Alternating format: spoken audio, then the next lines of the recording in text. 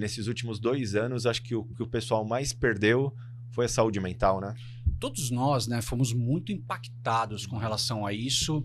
Logo no começo, as especialistas, né, o pessoal da psiquiatria e de psicologia falaram assim, gente, tá tudo bem. A onda vem lá na frente. Por enquanto, a gente ainda tá com medo, a gente tá isolado ainda, né? Tentando entender o que tá acontecendo e tudo mais. O inimigo tá lá fora.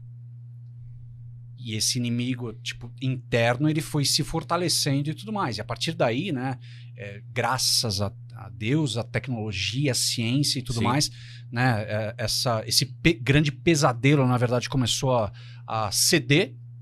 E a partir daí a gente começou a voltar para a vida normal. E essa vida normal, hoje, ela já tem alguns boletos que a gente vem recebendo. Então, você vê algumas questões, por exemplo, me chamou muito a atenção quando numa escola teve uma crise de pânico coletiva. Eu vi isso. Aquilo me chamou muito a atenção. Sim. Porque as questões de ansiedade, de depressão, né, a curva só vem crescendo ano a ano, e hoje você tem diversos tipos de tratamento, que passa pela parte medicamentosa, que passa pela terapia e outras diversas, né, situações. Só que quando eu particularmente nunca tinha visto de uma forma coletiva. Sim. Então, sabe, é uma hora que a gente precisa prestar atenção,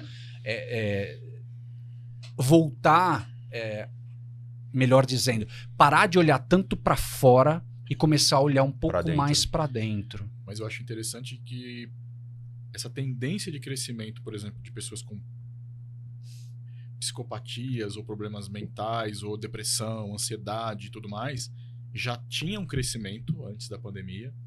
E na pandemia, eu acho que deu Por exemplo, eu conheço pessoas que ficaram extremamente deprimidas na pandemia por falta de contato social, convívio e tudo mais, né? Então, acho que agravou demais, né, na pandemia. Né? Já era uma tendência, porque a gente falou que, por exemplo, a depressão é uma das doenças mais incapacitantes, né? Para tudo, né? Mas na pandemia, todas as estatísticas de OMS, dos órgãos, né, que dão uma olhada como que o globo está reagindo às diversas situações.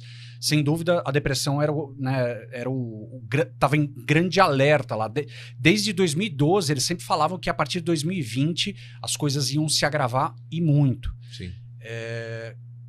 E sei lá de onde eles tiraram esse número de 2020, mas claro, é tudo baseado em estatística, e em 2020 começa a ser uma pandemia.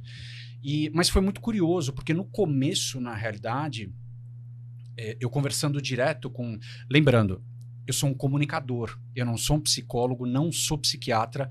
O meu trabalho, basicamente, é tentar, de certa forma, traduzir assuntos mais complexos de uma forma mais humana. Eu lido com a depressão no meu dia a dia já, né, desde 2011 ou 2013, que eu fui diagnosticado na realidade, e agora, nos últimos 100 dias, eu fui diagnosticado com TDAH.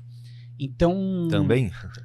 Pois é. E tudo isso, a depressão também tem uma conexão com a ansiedade, assim como a ansiedade também tem uma conexão com a depressão. E aí veio o TDAH como, de certa forma, um brinde nessa história. Mas o importante é o seguinte, tratar. Hoje, Anderson, e eu não faço propaganda, não sou contratado em nenhuma farmácia, né, nenhuma rede de laboratório nem nada, mas, cara, o quanto é importante o tratamento, né? Depois do medicamento, por exemplo, na parte do TDAH, vou falar só do TDAH. A minha impulsividade diminuiu muito. Hoje eu estou muito mais centrado. Hoje eu consigo ter uma coisa que eu nunca tive na minha vida, que é disciplina. Hoje eu acordo rigorosamente às 6 horas da manhã e às 11 eu estou dormindo. Entre 10 às 11 da noite eu estou dormindo. Então, e isso cria-se toda uma cadeia para os outros dias. Sim. Assim como a atividade física. Né? Que é a rotina, né? A importância disso. Então, gente, o tratamento pode demorar, pode ter e no começo principalmente tem os efeitos colaterais e tudo mais, independente do transtorno mental que a pessoa tenha, muitas vezes acaba tendo, mesmo na terapia, você vai mexer em algumas gavetas que você está escondendo pela vida inteira. Sim, né? sim.